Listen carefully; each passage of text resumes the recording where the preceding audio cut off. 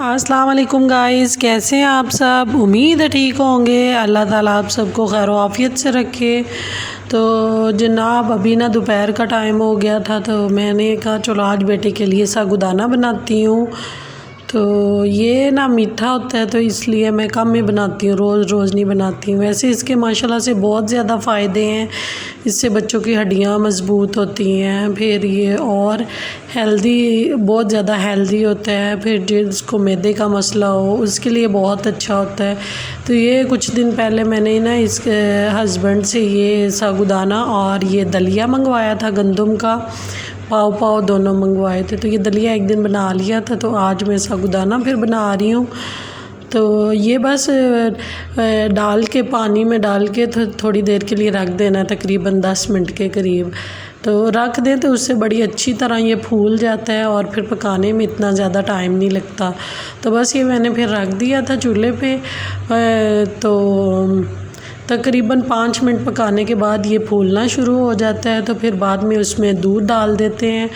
तो इसमें ना दूध कम ही जाता है, ज़्यादा डालें तो वो फिर पतला सा और अजीब सा बन जाता है, इसलिए इसमें फिर दूध कम डाल के तो बाद में फिर थोड़ी सी चीनी ऐड कर दी थी, तकरीबन 4-5 खाने के चम्मच चीनी ऐड कर दी थी।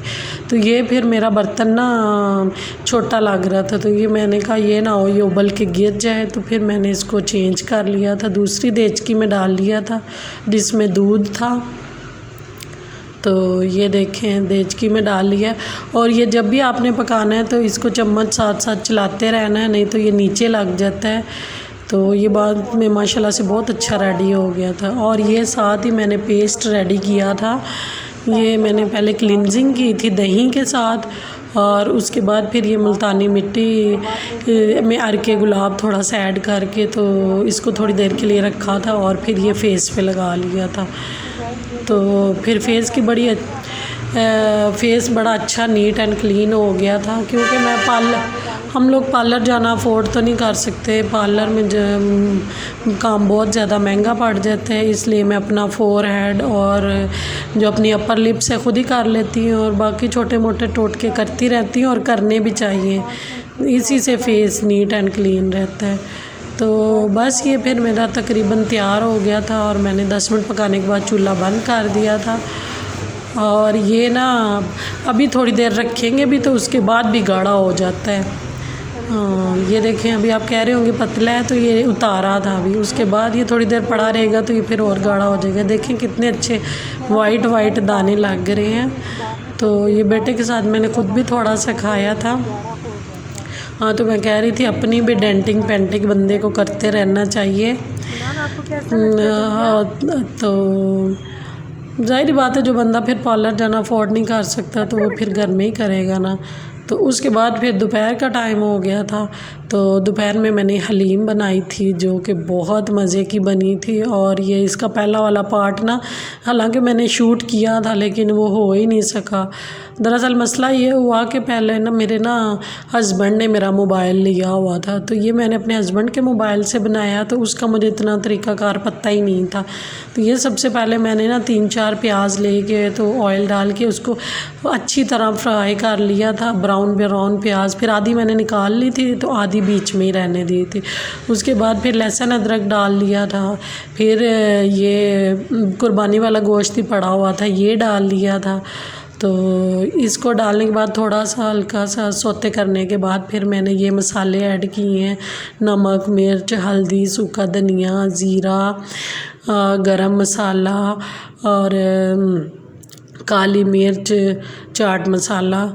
तो ये सारे मसाले ऐड करके तो उसके बाद फिर मैंने ये इसको थोड़ा सा भून लिया था। तो ये मैं अपने स्टाइल में बना रही हूँ।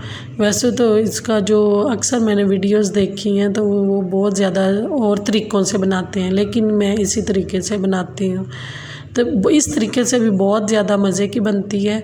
तो उसके बाद फिर मैंने जो दालें भिगोई हुई थी वो ऐड कर दी थी।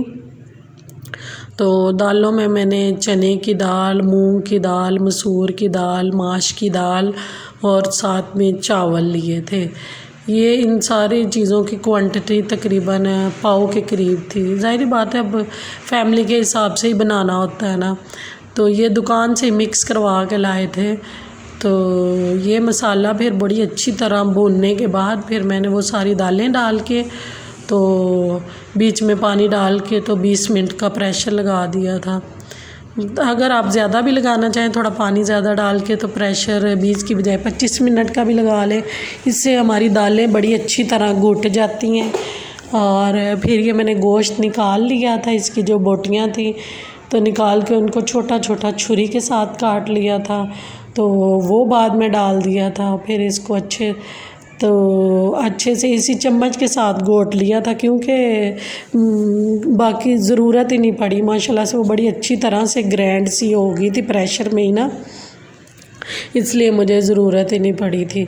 तो लेकिन करना आप लोगों ने ये है कि दालों को पहले ही थोड़ी देर पहले भिगो के रखना है। तो अक्सर कुछ लोग तो इसमें गंदुम भी डालते हैं, लेकिन मैंने गंदुम नहीं डाली थी।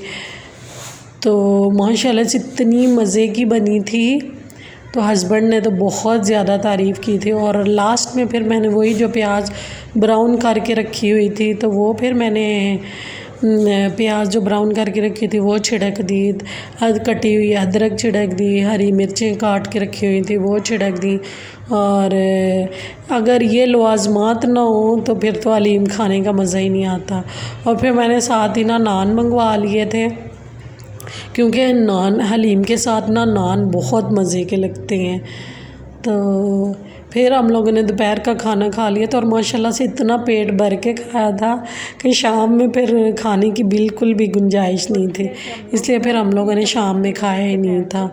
और ये देखिए इतनी मज़े की बनी थी ना, और हस्बैंड बहुत ज़्यादा तारीफ़ कर रहे थे। बाद में हम लोगों ने फिर चम्मच के साथ भी खाई थी। और इस लवाज़मात इसके लाजमी होने चाहिए जब भी आप लोग हलीम बनाएं ना। तो और मैंने लाहौर की कुज़ी हलीम खाई है, उनकी भी बड़े मज़े की होती है, तो फिर बस वहाँ से मुझे ना अच्छी लगती है।